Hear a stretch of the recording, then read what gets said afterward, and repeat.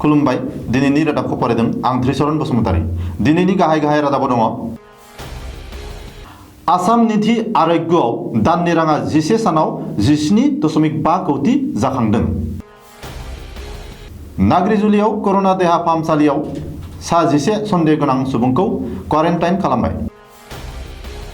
नंखाय खौरां फोसावनानै बेंगली खौरांलाइ जुग संख्याया खैफोदाव गोग्लैदों।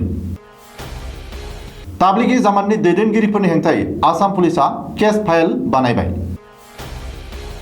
क्वारेन्टाइन वार्डआव थिसननो लांनाय समावनो सासे सुबुङा खारखोमालांदों। करोना भाइरासनि थाखाय मोन 6 रायजोआ आसाम बर्डारखौ होथेबाय। गुवाहाटी मिडलेण्ड हस्पिटालखौ सिल खालामबाय।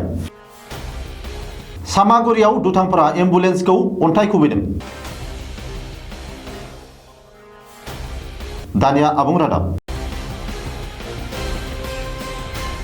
करोना भाइरासनि थाखाय आसाम निधि आरोग्य बिथांखिनि गेजेरजों रायजो राजाफोरनिफ्राय स्टेट बेंकनि जोहै रां दान हरनाया 11 सानाव खमैबो 17.5 कौटि जाखांबाय।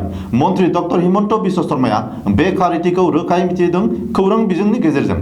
बेनि अनगाबो आसाम सरकारनि गुबुन गुबुन बिफाननि साख्रि आवलाफोरा गावसोरनि सानसेनि दान बान्थाखौ आसाम निधि आरोग्य करोना भाइरास अलखदनि मुङै गथायबाय होननानै सुलुङाव मन्त्री शर्माया मिथिहोदों। मख'थावदि करोना भाइरासनि अलखदनि समाव 26 मार्चनिफ्राय आसाम निधि आरोग्यआव रां दान बुथुमनायखौ जागायो आरो बे रांखौ करोना भाइरास होबथानायनि थाखाय गुबुन गुबुन खामानियाव बाहायनाय जागोन होनना मन्त्री शर्माया बुंदों।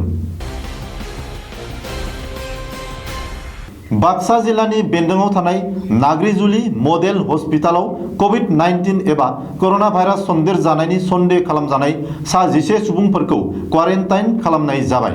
थांनाय साननैनि गेजेराव बै सा 11 सुबुंफोरखौ क्वारेन्टाइन खालामनाय जादों। मख'नो गोनांदि आसामावबो करोना भाइरासआ गिख्रंथाव महर लानायखौ नोजोर होनानै मोन 30 बिसनानि नाग्रिजुलि मडेल हस्पिटालखौबो करोना भाइरासनि हस्पिटाल बानायनाय जादों। मुलुगनाङै साग्लोबनाय गिख्रंथाव करोना भाइरासनि बागै नंखाय खौरां फोसावनानै सानसेयारि बेंगली खौरांलाइ जुग संख्याया खैफोदाव। करोनानि सायाव नंखाय खौरां बांसावनायनि थाखाय जुग संख्यानि हेंथायै FIR थिसनबाय। सुलुङाव मिथिनो मोननाय बादिब्ला DIPR आसामा रबिबार खालिनो जिल्ला मेजिस्ट्रेटखौ बिथोन हरनाय बादियै बेंगली खौरांलाइ जुग संख्यानि हेंथायै FIR थिसननाय जायो। मख'नो गोनांदि आसामाव गिबिसिन कोविड-19 पजिटिभ मोननाय बेरामिया हामबाय आरो नैथि खेब टेस्ट खालामनायाव नेगेटिभ मोनबाय होननानै खौरां फोसावदोंमोन जुग संख्याया। नाथाय आसामनि गिबिसिन करोना बेरामिया मोजाङाव फैयाखै आरो दासिमबो सिलचर मेडिकेल कलेज देहा फाहामसालियावनो ट्रिटमेन्ट सोलिगासिनो दङ। भारत हादरजों लोगोसे आसामावबो करोना भाइरासआ गिख्रंथावै साग्लोबनायनि उनाव आसाम पुलिसा दिल्ली निजामुद्दिन मार्काजनि ताब्लिगी जामातनि दैदेनगिरिफोरनि हेंथायै केस थिसनबाय।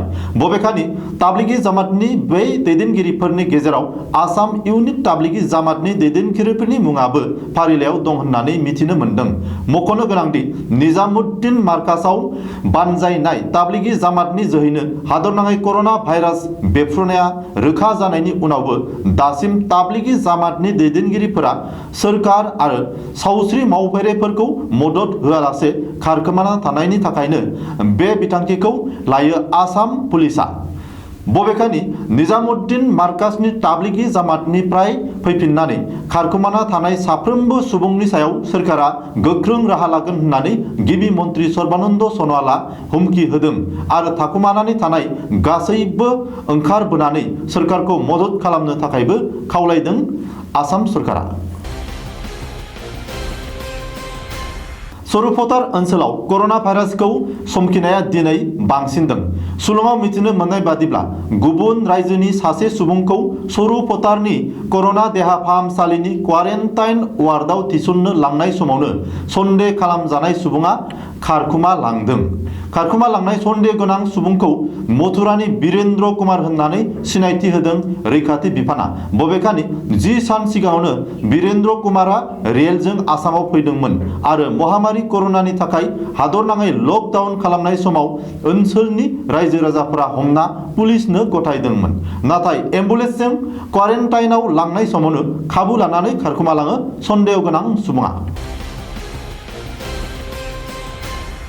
आसामाव कर'ना भाइरासनि सन्देरजानाया बांनायनिफ्राय बांगासिनो थानायखौ गोख्रों नोजोर होनानै गुबुन गुबुन रायजोफोरा आसाम बर्डारखौ होथेबाय।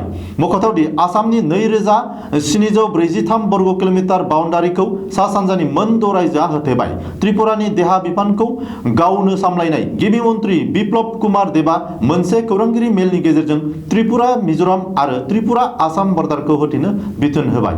मेघालयनि गिबि मन्त्रि कर्नाड सांमाया मेघालय आसाम बर्डारखौ गोख्रोङै होथेजोबनो बिथोन होनानै बुंदों दि बे समाव मेघालयआव आसामनिफ्राय रावखौबो हाबहोनाय जानाय नङा। बेयो मिरु सरकारनि आयेननि बाथ्रा। नागालेण्ड सरकाराबो नागालेण्ड आसाम बर्डारखौ गोख्रोङै होथेनो बिथोन होबाय। बेराफारसेथिं मिज'रामाबो आसामजों लोगोसे मणिपुर आरो त्रिपुरा बर्डारखौ होथेबाय। अरुणाचलनि गिबि मन्त्रि पेमा खांडुआबो आसामनिफ्राय अरुणाचलाव हाबनो हानाय मोन 22 एन्ट्रि लांगोनाखौ गोख्रों नोजोर होनो बिथोन होबाय। गुवाहाटी नोगोरमायाव थानाय मिडलेण्ड हस्पिटालखौ कामरुप मेट्र' जिल्ला खुंथाया सिल खालामबाय। आसामनि सावस्रि मन्त्रि हिमन्त बिश्व शर्माया थांनानै मिडलेण्ड हस्पिटालखौ सिल खालामो। मिडलेण्ड हस्पिटालनि साफ्रोमबो डाक्टर नार्सफोरजों लोगोसे गासैबो सावस्रि मावफारियाफोरखौबो क्वारेन्टाइन खालामो। गुवाहाटी नोगोरमायाव कभिड-19 पजिटिभ मोननायनि उनाव बे थांखिखौ लादों जिल्ला खुंथाया। सुलुङाव मिथिनो मोननाय बादिब्ला गुवाहाटी नोगोरमायाव गिबिसिन कभिड-19 पजिटिभ मोननो मनीष त्रिवेवाला थांनाय 12, 13 आरो 14 मार्च खालि मिडलेण्ड हस्पिटालाव थांनानै ट्रिटमेन्ट लाहैदोंमोन। बेनिखायनो कर'ना भाइरासनि गोसारनायखौ होबथानो जुनै जिल्ला खुंथाया मिडलेण्ड हस्पिटालखौ सिल खालामनायजों लोगोसे साफ्रोमबो सावस्रि मावफारियाफोरखौनो क्वारेन्टाइनाव दोननाय जादों।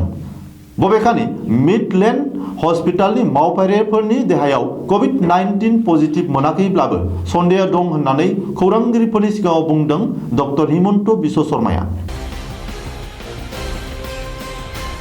कभिड-19 एबा कर'ना भाइरासनि हेंथायै सावस्रि बिफाना हर सान नांथाबना खामानि मावफुनाय समावनो थांनाय हराव नगाव जिल्लानि सामागुरियाव दुथांफोरा एम्बुलेन्सखौ गाग्लोबो। सुलुङाव मिथिनो मोननाय बादिब्ला नगावनि महकुलिनिफ्राय बेरामि लानानै तेजपुराव थांगासिनो थानाय समावनो सामागुरिनि रङागरायाव सिनाय मोनै दुथांफोरा एम्बुलेन्सआव अन्थाइ खुबैयो। बबेखानि बे जाथायखौ लोब्बा लानानै पुलिसआ सानै सुबुंखौ हमनानै जाथायनि बागै नायबिजिरनो जागायबाय होननानै मिथिनो होदों। दिनैनि रादाबा एसेनोसै। गोजोन्थों।